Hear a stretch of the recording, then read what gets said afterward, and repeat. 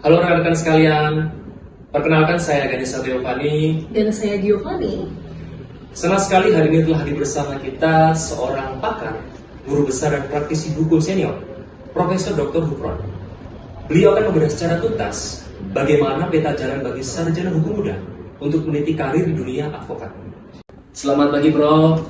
Pagi. Bagaimana kabarnya, Prof? Alhamdulillah, sehat walafiat. Izin, Prof.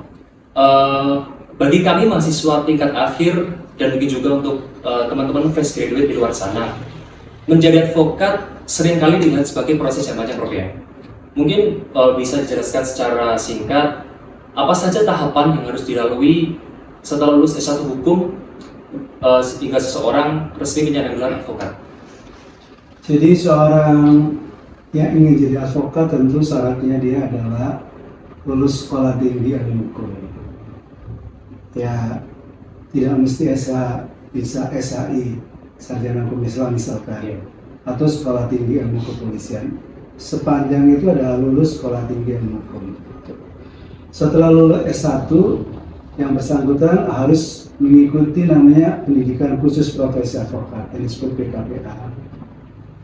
Setelah PKPA dilakukan, dia akan mengikuti apa yang disebut ujian profesi advokat yang diselenggarakan oleh Organisasi Advokat Indonesia. Kalau yang bersangkutan lulus misal di ujian asosiasi advokat, maka yang bersangkutan kemudian magang di kantor advokat senior, didampingi oleh para advokat senior adalah 2 tahun. Setelah 2 tahun dan umurnya cukup 25 tahun, maka yang bersangkutan diangkat menjadi advokat dan disumpah oleh pengadilan tinggi setempat. Maka sejak itu dia adalah seorang advokat yang dia sudah bisa melakukan praktek secara mandiri atau bergabung dengan kantor advokat senior lainnya. Sesungguhnya proses yang paling penting dari keseluruhan tadi itu adalah proses magang, di mana dia bisa belajar langsung dari para advokat senior pendampingnya bagaimana sesungguhnya menjadi seorang advokat itu dalam prakteknya sehari-hari. Maka menjadi penting magang advokat di kantor yang dipandang cukup handal, mumpuni untuk bisa memberikan contoh baik buat teman-teman calon advokat untuk sampai kemudian disumpah. Wah, berarti perjalanannya cukup panjang, Prof, ya? Ya, sesungguhnya semua profesi ada prosesnya, dan biasanya persyaratan akademik itu baru ada persyaratan yang berkaitan dengan kompetensi-kompetensi tertentu gitu, dan tentu juga dilengkapi dengan kode etik. Jadi memang untuk menjadi seorang profesional itu butuh waktu yang tidak singkat, butuh waktu yang panjang. Tapi waktu yang panjang itu adalah diharapkan ada proses learning by doing, yaitu proses belajar untuk menjadi seorang advokat gitu, yang profesional gitu. Tentunya bagi kami kan sekarang masih semester 6 ya. Jadi kami masuk ke masa tingkat akhir nih ya. Berarti kami sendiri merasakan bahwa banyak sekali rekan-rekan mahasiswa atau fresh graduate ini yang ingin menjadi advokat itu kadang merasa ngeri dengan yang namanya PKPA dan UPA. Mungkin Prof bisa memberikan tips and trik bagaimana bisa langsung lolos uji pada saat ujian profesi advokat, atau mungkin ada pola pikir hukum tertentu yang harus kita bangun sejak sarjana. Ya, sebenarnya kalau ujian profesi advokat itu kan materinya juga materi yang diberikan pada saat PKPA. Jadi sebagian materi PKPA itu nanti diujikan, itu ada soal yang isi, jadi kita harus membuat surat gugatan, surat kuasa begitu. Di sisi lain ada multiple choice, tetapi materinya itu sebenarnya adalah materi yang disampaikan saat PKPA, yaitu sebagian besar pada hukum acara gitu kan. Selain ada materi tentang cara wawancara, misalkan jadi seorang advokat, ada materi kode etik misalkan, dan seterusnya. Jadi kalau menurut saya itu biasanya PKPA itu juga dilanjutkan dengan latihan soal gitu di satu sisi, dan banyak buku yang bisa dipelajari untuk latihan soal sebelum ujian gitu. Jadi kalau menurut saya ini hal yang biasa bagi seorang advokat, apalagi dia sudah, kalau dia sudah apa istilahnya itu ya, udah ikut BKPA gitu dan sungguh-sungguh dia bisa memahami dengan baik, saya yakin nanti ujiannya insya Allah bagus. Baik Prof. Seperti yang Prof tadi bilang bahwa setelah kami lulus ujian profesi advokat dan mendapatkan sertifikasi, itu kan harus magang 2 tahun ya Prof. Nah, magang 2 tahun ini apakah harus di tempat kantor hukum yang sama atau mungkin boleh 1 tahun di kantor hukum A atau 1 tahunnya lagi di kantor hukum B seperti itu?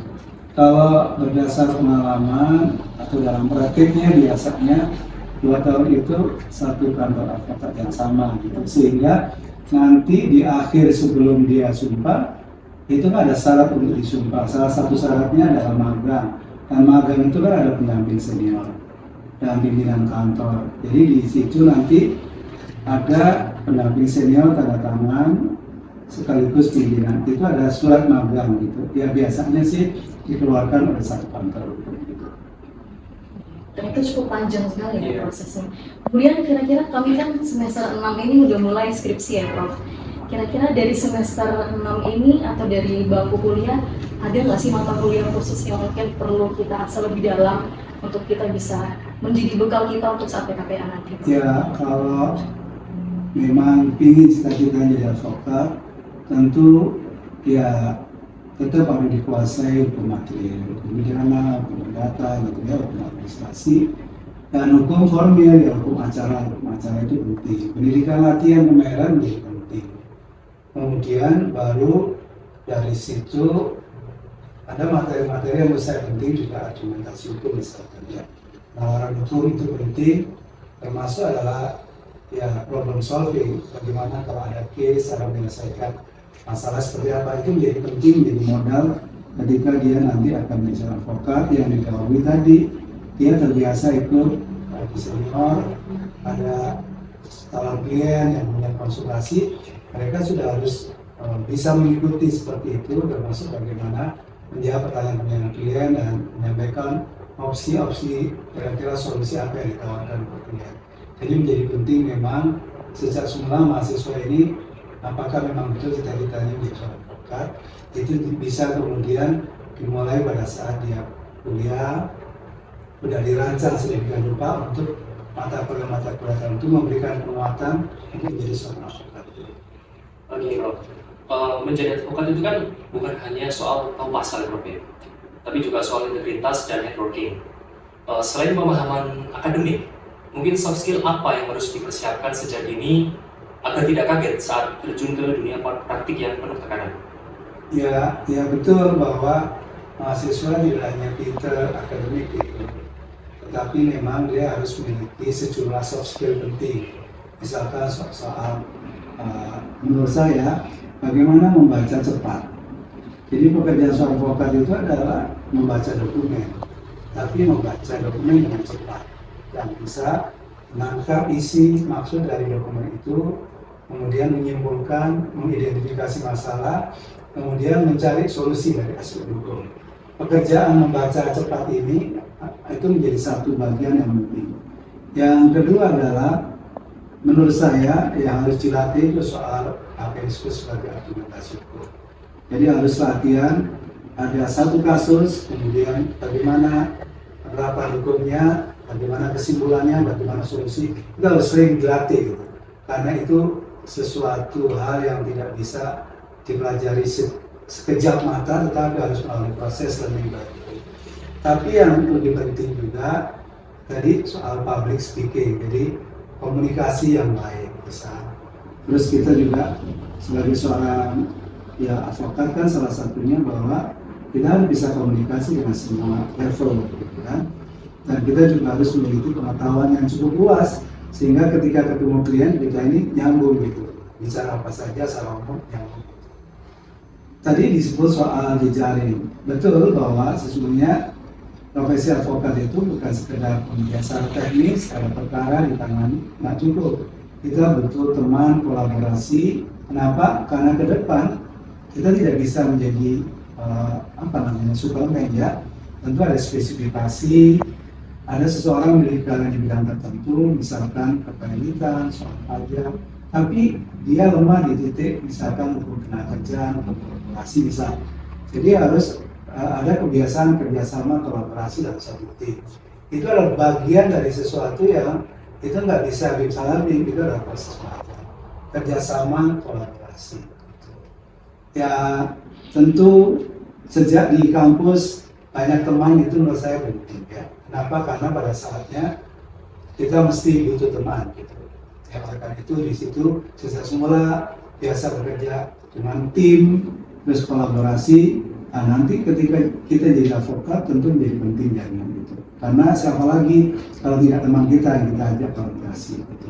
Saya tadi penting juga soal integritas ya karena memang salah satu apa hubungan antara advokat dengan klien itu dibangun atas dasar namanya fiduciary relationship, hubungan kepercayaan. Maka ini soal integritas. Jadi yang dijaga oleh seorang advokat itu adalah kepercayaan. Kepercayaan dengan klien, kepercayaan menjaga dokumen-dokumen yang dibebaskan. Baik, mungkin ini pertanyaan terakhir Prof. Di tengah persaingan profesi hukum yang semakin kompetitif dan tantangan teknologi, apa satu pesan yang paling krusial bagi kami calon penegak hukum agar tidak sekedar menjadi advokat, tapi menjadi advokat yang handal dan tetap memegang teguh pada etik? Ya, saya sih menyebutnya adalah seorang advokat yang profesional. Advokat profesional itu di satu sisi dia memiliki kompetensi sesuai dengan bidang, saya menyebut sebagai bidang keahliannya di satu sisi, tapi dia tetap berpegang teguh pada tentu undang-undang advokat dan kode etik. Tetapi menurut saya menjadi seorang advokat itu juga butuh waktu yang panjang. Artinya bahwa ketika magang, manfaatkan magang ini sebagai proses belajar yang kemudian jangan sia-siakan waktu yang 2 tahun itu. Yang kedua adalah nanti ketika menjadi seorang advokat, maka nggak usah pilih-pilih perkara. Semua perkara yang berbayar, tidak berbayar, atau perlu dia tangani gitu. Karena itu penting buat namanya pengayaan ya, pengalaman gitu. Itu nanti menentukan namanya jam terbang.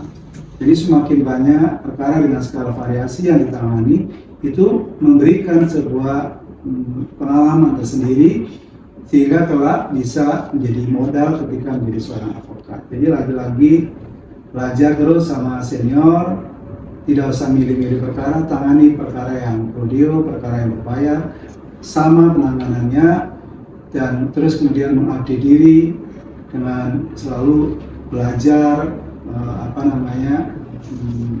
hukum-hukum yang baru yang kaitannya dengan teknologi, kaitannya dengan AI gitu, dan prospek hukum ke depan seperti apa, itu harus diikuti. Kenapa? Karena klien kita ini akan berbeda kira-kira 3, 4, 5 tahun akan datang, karena akan sangat sesuai dengan kebutuhan zaman.